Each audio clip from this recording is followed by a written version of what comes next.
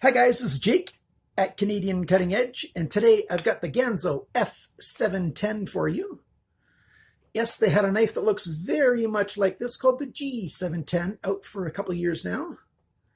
And as they're doing with so many of their knives, they're upgrading them slightly, doing some changes, little fixes, and changing them from the G series to the F series.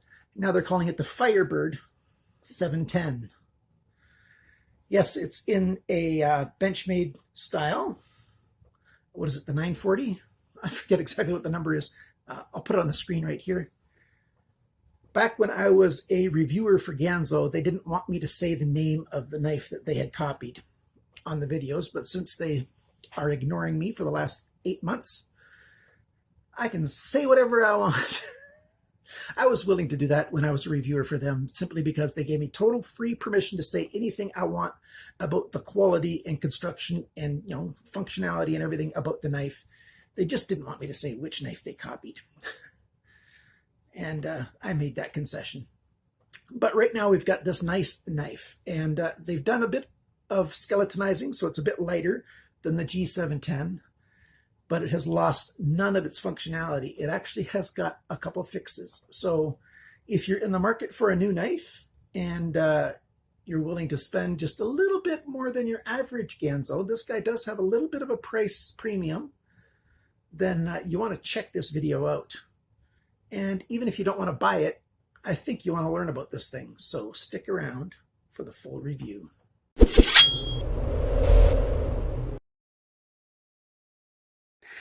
Ganzo, they're still using 440C steel, around 57 Rockwell hardness, which is good. The super premier steels only go to 60, 62. You don't really want to go much harder than that, because then you start getting brittle edges, and things that actually break instead of working with you.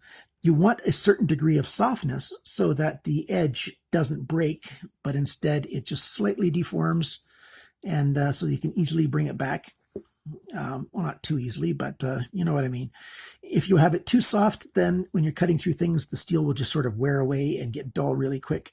So it's really hard to get a balance. And I think anything between about, and I think I'm going to get some flack for this, I'm thinking anything between 55 and 60 is a reasonable steel for an EDC if you get the Rockwell hardness.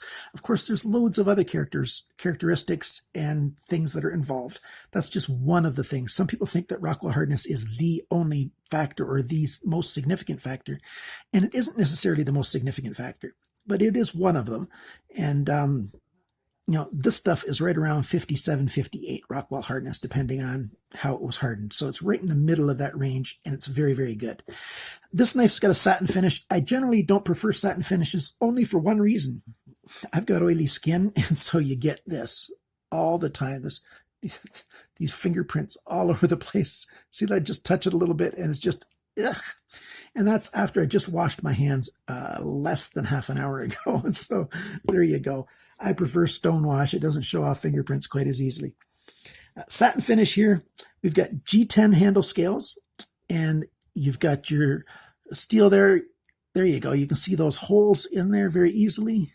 I decided to turn on the light that's directly shining straight down, and that helps to get those interior shots. So you can see those holes in the liners. Very nice. There's the axis lock arm. Ganzo calls it a G-lock. And if you can see it right here, if I can get the shot, you can see the color change right there. There's one spot that looks a little more dull. See how wide that is? That's like about 3 millimeters.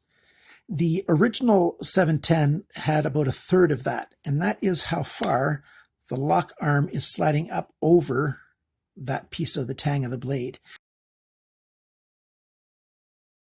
So the further it goes over, the stronger the lock is.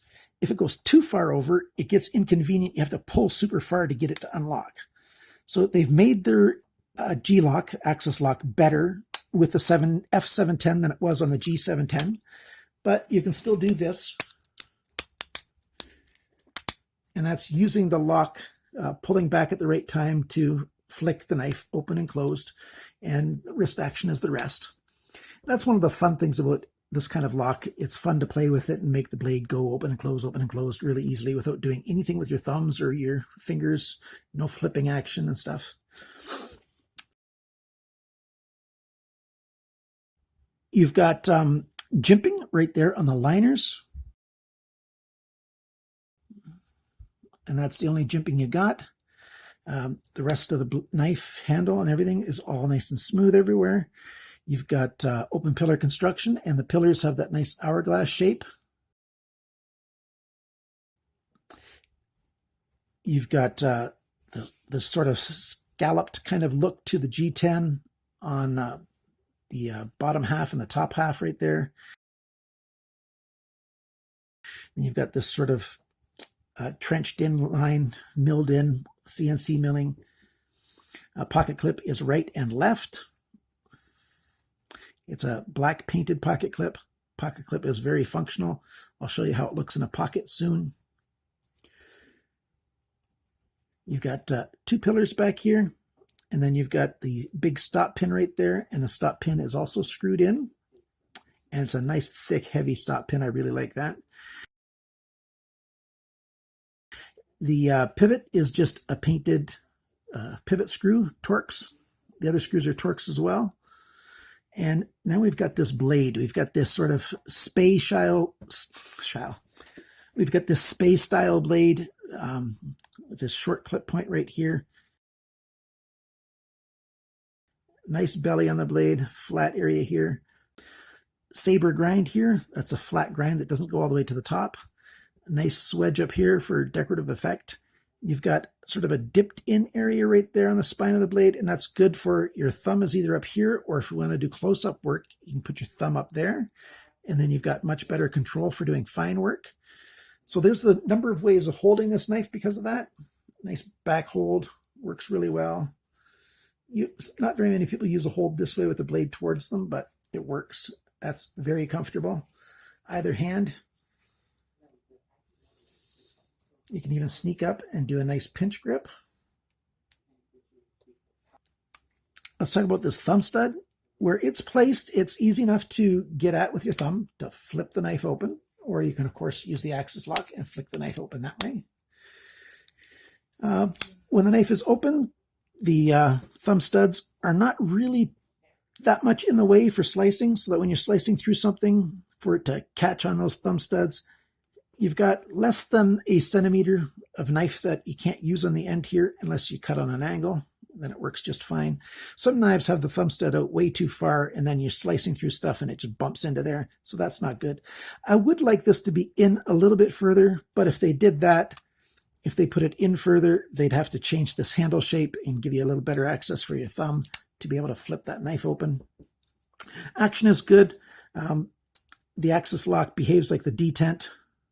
You watch this pin and move back and forth as I close the knife. So that spring that's holding that is what keeps the knife from deploying while you're not using it. So it acts like a detent. Works very well. Let's give you the sizes of everything, and we'll zoom in for that. Cutting edge, 9.08 centimeters. That's 3.57 inches. The blade length, so from the end of the handle right there to the tip, 9.25 centimeters. That's 3.64 inches. The thickness of the blade steel right here is 3.75 millimeters. That's 0.148 inches. The thickness of the edge behind the grind. Now there's an important number that a lot of people are starting to catch on to, but still a whole lot aren't. The thickness behind the grind here is 0.71 millimeters. That's a little bit thick. This knife is, the way it's designed, the way this thickness is, it's designed to be a robust cutter, like a hard working knife. When you get over 0.5 millimeter thick, it starts becoming thicker than it really needs to be, unless you've got the knife being used for really hard work, and not so much as a fine slicer. So this isn't that great of a food prep kind of style cutter. You know, if you got your lunch, you want to cut through an apple, it's not that great because of how thick that is. 0.71 millimeters isn't crazy bad or anything. It's just a little bit thicker than, you know, the really fine cutting would want to be. By the way, 0.71 millimeters is 0.028 inches. Talking about the handle now, the handle length is 11.78 centimeters. That's 4.64 inches. The grip area back here is 10.25 centimeters. That's 4.04 inches. The handle thickness, not counting the pocket clip, is 1.37 centimeters. That's just over half of an inch, 0.534 inches. The total length of the knife with the blade deployed, 21 centimeters, which is 8.27 inches. It weighs 148 grams, which is 5.3 ounces. There's a lot of people that think that 5 ounces is the magic number for a full-size folding knife for EDC kind of use. It would have been nice if they could have got there, and I think they could have if they would have taken this to like maybe 3.5 centimeters instead of 3.75. And maybe just slightly more aggressive skeletonizing, that could have done it. Let's see what this knife looks like in the pocket. So there you go, in the pocket. Not bad. The clip holds very well without being too aggressive. When you're wearing pants on your person, it's easier to put this in and off, on and off. It's a little tricky when you've got it on a little apparatus. Let's talk about some of the things that I like and maybe don't like so much, things that I'd want to change or keep the same. One of the first things that I'd like to change is this lanyard hole. Now, the lanyard hole is a good size. The placement for it is what I don't like. I'm not too fond of lanyards anyways, but people who do want to use lanyards, I don't think that's a good spot for it. I think what they would have done very well is, well, it's hard to say exactly how they should have organized this end. One thing they could have done is swapped this pillar with that hole, flip those around so that the lanyard hole is at the end. So I'm not sure how they should have changed that, but I think it would have been nice if the lanyard hole wasn't right there. Because you've got your lanyard going to be in that palm of your hand right there when you're holding it. And right now you've got that nice curve and it fits in the palm of your hand. And I think that would get in the way of people who use lanyards. Those of you who really like to use lanyards, why don't you put something in the comment section below. Let me know what you think about the placement of this hole, especially if you have the G710 or the F710, and let me know what you think. I like how grippy the handle scales are. I would have preferred maybe just slight rounding on the edges here. That's easy enough to do myself with some sandpaper. Just sort of round off that edge a little bit, make it a little less. Well, I'm not trying to say that it's hot in the hand, but during extended use, you can start to feel that these corners would be better if they were just slightly rounded off, because they're just a little bit, it's very minuscule, but just a little bit more aggressive than it needs to be. I don't like how deep the blade is right there, the spine of this blade. You've got, if we zoom up a little bit, you can see it. You can see this bump coming up right here. It seems like a small thing, but when you've got your thumb halfway over there, like maybe you're holding it like this and you don't want to extend your thumb all the way, and you don't want your thumb all the way back, you want it right there. That's a bit of a bump that gets a little bit hot after a while. If the blade was just a little bit higher and met up with the tip of that, then it'd be much more comfortable on your hand for extended cutting. Maybe you're taking apart a whole bunch of cardboard, because recycling day is coming up and you got to put together your bundle of cardboard depending on where you live. That would have been nice. The only other thing that I'd like to say about this is if you've got small hands, this might not be the knife for you. I've got large hands that border on extra large. That's between like 9 and 10 in European sizes. So somebody with medium or really small hands, but even on the smaller end of the medium scale, you might find this handle just a little bit more than you want to hold for any extended use. So there you go. Let's try some cut tests. Got some paracord here. Let's layer that up. This is 9-strand paracord.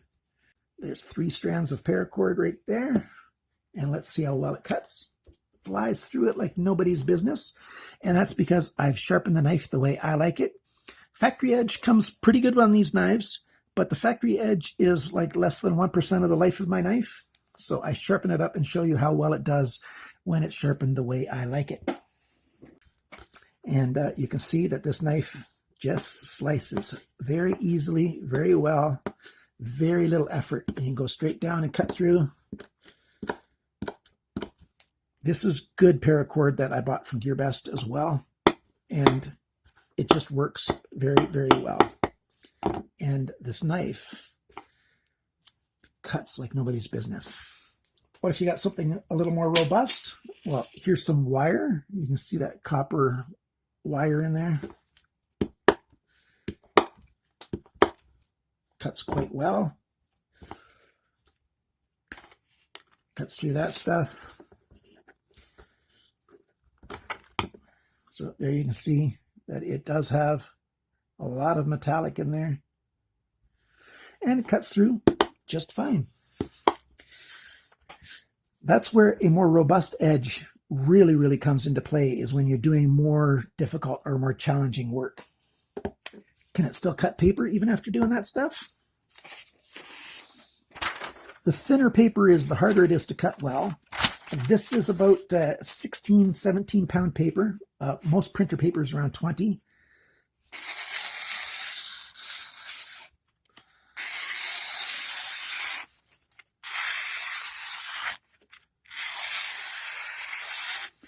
So push cuts, trying to cut at the same spot each time. Check that out. Cuts just great when you sharpen it up. And straight down. A knife has to be sharp when you go straight down on a piece of paper. Not very many knives can do that. Take out some of your knives and just go straight down on the edge of a piece of paper. That cuts very well. So what is my overall feeling about this knife? I like it. I recommend it. It's a good knife. The price is a little bit more than a lot of people want to pay. $25.99 US, $33.50 Canadian, €22.21 euros, and 19.86 pounds sterling. So what you want to do is get this when it's on sale, or use a coupon code, and I've got a coupon code down in the description below. Thanks so much for watching, liking, commenting, sharing, and subscribing. Please give it a thumbs up. And even if you don't like the knife, if the video's good, give it a thumbs up, please. And remember, always cut towards your chum, not your thumb.